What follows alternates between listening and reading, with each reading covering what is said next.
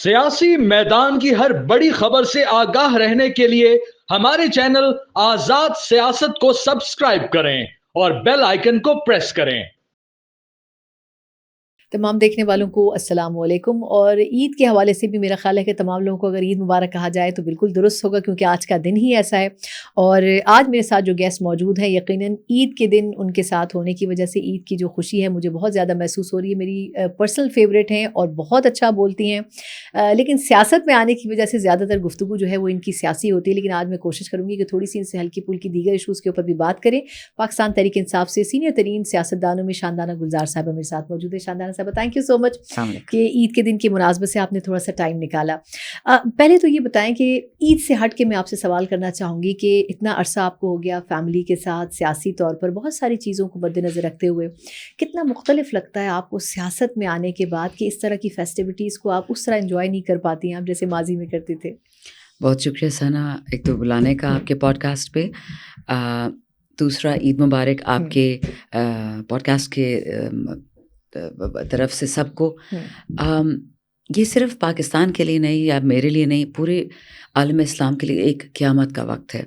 और confusion utter ये होती है क्योंकि इस्लाम एक दीनी त्यौहार है, अल्लाह की तरफ से एक हुक्म है कि रमज़ान के बाद आपने सेलिब्रेट करना है, वरना हमारे दिल बुझे हुए हैं। जो फ़लस्तीन में इस तरह बच्चों को बर्बाद किया जा रहा है, जिस तरह हमारे खुरम में, बड़ा चिनार में, बनू में, बलूचिस्तान में हमारे अफवाज पाकिस्तान हमारे बच्चे उठा लिए गए हैं, बेलें उनको उठा के ले गई है।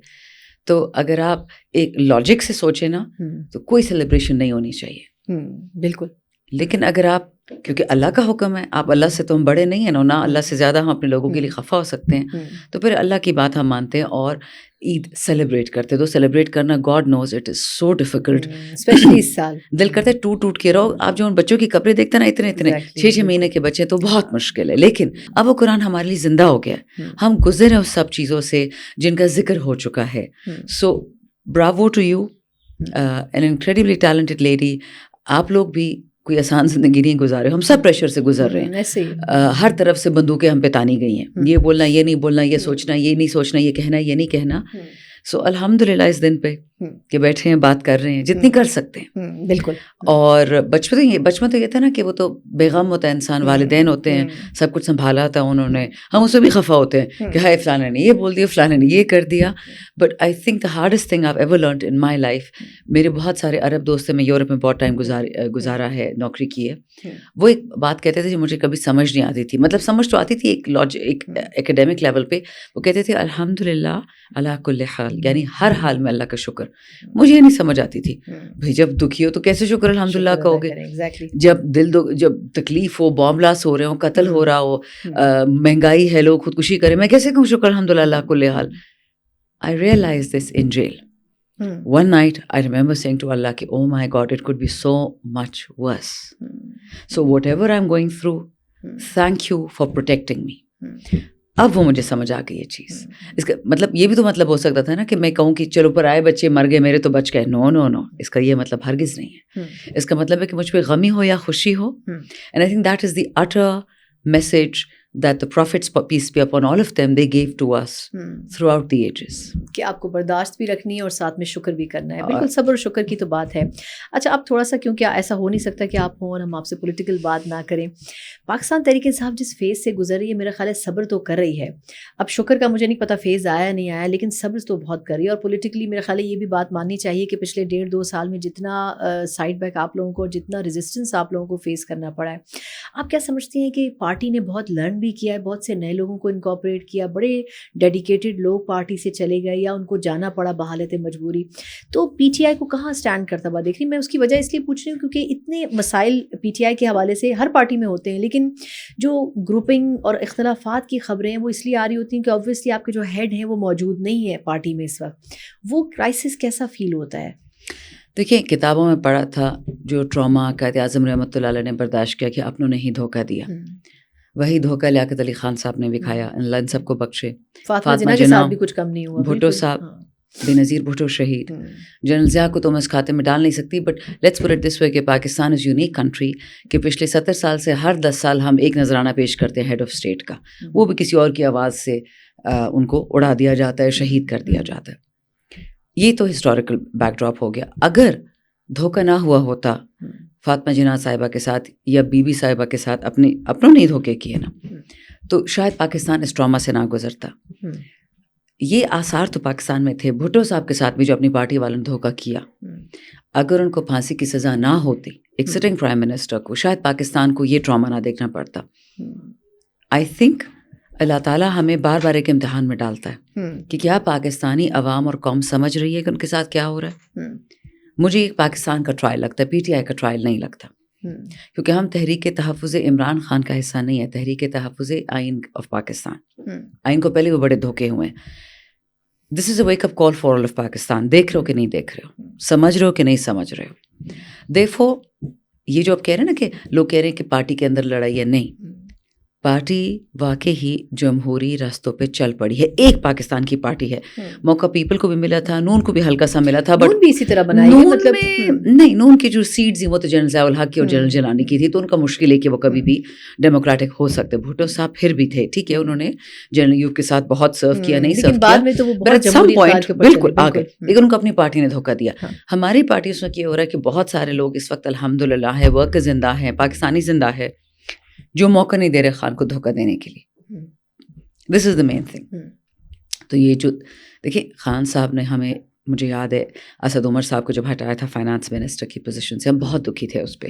وی actually called a parliamentary party meeting with Khan صاحب, اور مجھے یاد ہے ہم سب نے گلے شکوے کیے. ہماری اوقات کیا تھی؟ ایک ریزرو ایم این اے عمران خان کو باتیں سنا رہی ہے کہ سر آپ زیادتی کیا, کیوں آپ ایڈوائزر کو لے آئے ہیں, اسد عمر ہمارا بندہ تھا, اس کی عزت کرتے ہیں, پیار کرتے ہیں اس سے. خان نے کہا the buck stops with me. آپ لوگ کی باتیں میں ساری سنوں گا, فیصلہ میں کروں گا. دیٹ واز ڈیپلی سیٹسفائنگ کہ ایک ٹرولی ڈیموکریٹک لیڈر ہے کہ جتنا غصہ ہے وہ کم از کم نکال. آپ کو پتہ ہے نون اور پیپل والے میں کیا ہوتا تھا, اگر آپ بات, اور نون میں تو یہ تھا کہ مجھے یاد ہے ایک یہ جو کمرہ نمبر 2 ہے نا, اس کے ایک ایم این اے کو سزا دی گئی فور ڈسینٹ, میاں نواز شریف نے دی, اور اس کو اس کے اوپر کھڑا کیا تھا, وہ جو ٹیبلز نہیں ہیں.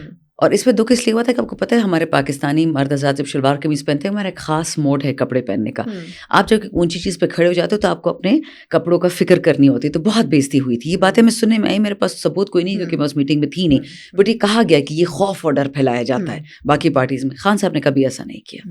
اچھا خان صاحب, سوری کیونکہ تھوڑا سا وقت ہمارے پاس میں محدود ہوتا ہے, خان صاحب کے حوالے سے آپ کو کیا لگتا ہے کہ بڑی اسپیکولیشنز ہوتی ہیں, کبھی ڈیلز کی باتیں ہوتی ہیں, کبھی کہتے ہیں جی جیل میں بیٹھ کے وہ بات کرنا چاہ رہے ہیں, کبھی یہ کہتے ہیں کہ نہیں ان کے بڑے عزائم پرجوش ہیں اور وہ بالکل ہمت نہیں ہارے.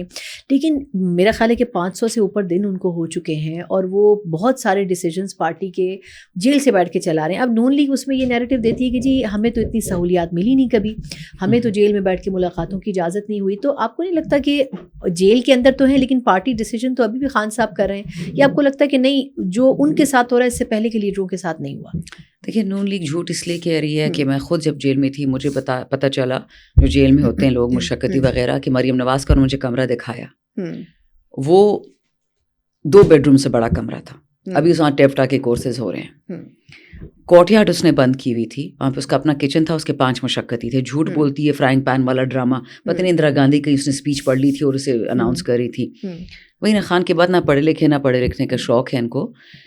مریم نواز کی وجہ سے جو کورٹ یارڈ اس کا تھا جہاں پہ گھومتی ٹہلتی تھی, اس کورٹ یارڈ میں بہت خواتین کے کولرز اوپن ہوتے تھے, وہ کھڑکیاں بند کر دی گئی تھیں کہ یہاں پہ مریم نواز صاحبہ واک کرتی ہیں تو آپ گرمی سے مر جائیں لیکن یہ نہ کریں. پھر عورتوں نے پروٹیسٹ کیا جیل میں کہ ہم انسان نہیں, ہمارے بچے نہیں مشقتی ہیں, تو کیا ہوا؟ نہاتے یہ لوگ سپرنٹینڈنٹ جیل جو خواتین کی تھی وہاں اس کمرے میں نہاتے تھے. تو جھوٹ تھے, ان سے کوئی ملنا, باپ بیٹی ہر روز ملتے تھے جیل میں ہر روز ملتے تھے. 60-70 مہمان آتے تھے نواز شریف کی جیل میں ملنے کے لیے. اس کے پاس ایئر کنڈیشنر تھا. جھوٹ بولتے ہیں باپ بیٹی. عمران خان کا تو اون تھا گرمیوں میں, اور سردیوں میں خان کو سزا دینے کے لیے دیواروں سے ڈالا کہ وہ پلاسٹک شیٹس اتار دی گئی تھی, کیونکہ سوراخ ہے نا دیواروں میں, تو کیڑے بھی آتے ہیں, پانی بھی آتا ہے, بارش بھی آتی ہے. خان کو تم لوگوں نے ٹارچر کیا, وہ بندہ نہیں ٹوٹتا. اچھا, جو لوگ اپنے لیے نتھیا گلی میں اور مری میں اور اپنے گھروں میں ہیلی کاپٹرز میں نہاری منگاتے ہیں, وہ لوگ جیل میں بیٹھ سکتے ہیں, 1 سیکنڈ نہیں بیٹھ سکتے. Khan sahab is a different ball game all together. تو یہ تو ہیں جھوٹ ہے. اب ڈیل کی بات, آپ کو یاد ہے کہ اگست میں ہمارا جلسہ ہونا تھا سنجانی میں, آئی ڈونٹ ریمبر 22 23 سپٹمبر تھا.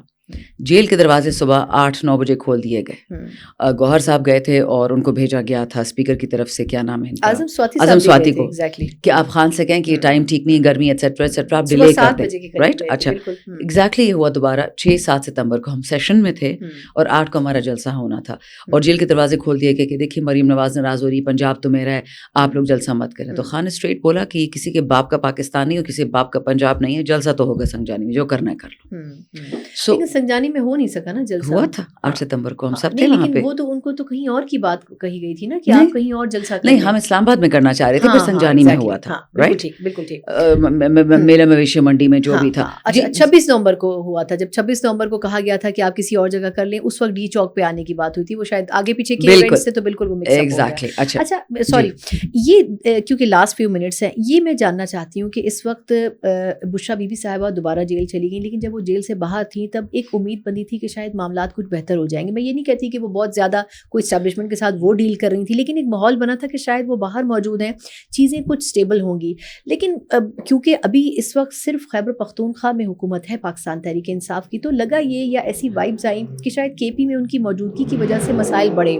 آپ خود کے پی سے ہیں, آپ کے خیال میں جو اسٹرینتھ ہے بیسکلی پیچھے ہے کہ ابھی تو کے پی ہی ہے, وہاں کتنے مسائل ہیں؟ کیونکہ وہاں پر بھی بہت سی چیزیں اوپر نیچے ہوئیں, گنڈا پور صاحب کو ہٹایا گیا, جنید اکبر صاحب کو لایا گیا, تو کیا واقعی اس میں بشرا صاحبہ کا کوئی کردار تھا, یا اس وقت جو لیڈرشپ ہے ان کے آپسی کچھ ایشوز ہیں؟